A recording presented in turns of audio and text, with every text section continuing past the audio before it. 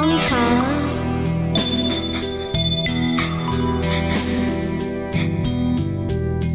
buồn ninh cho chia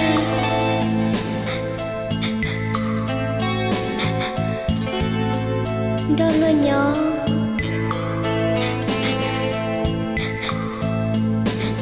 muốn nhẹ chỉ muốn gì khi chỉ tao cho linh tư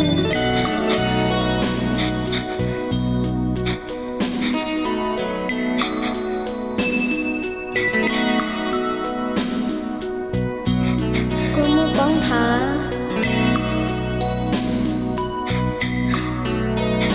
ôi cha chính là quan chua do nông tư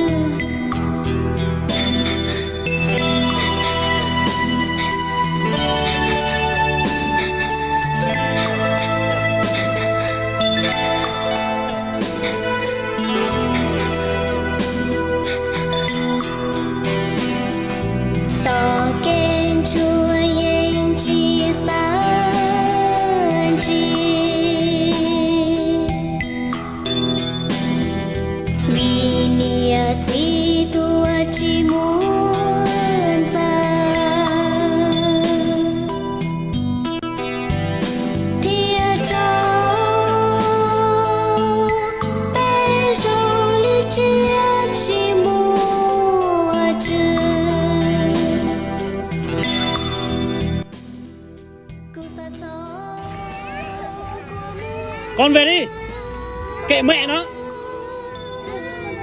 Chim mẹ luôn không? Rồi. Rồi. Đừng mua.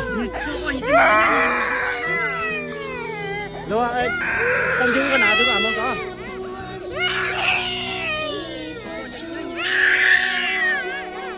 Rồi, đừng mua.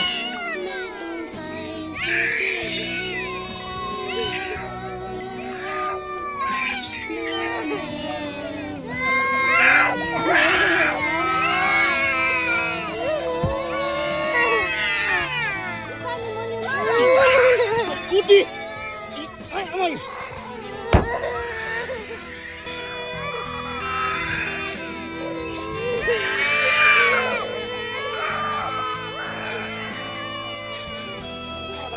Rồi. Xong rồi. Chỉ cần một chút điện thoại, có gì đâu, chỉ cần một tay, đặt hàng được 3 triệu đồng.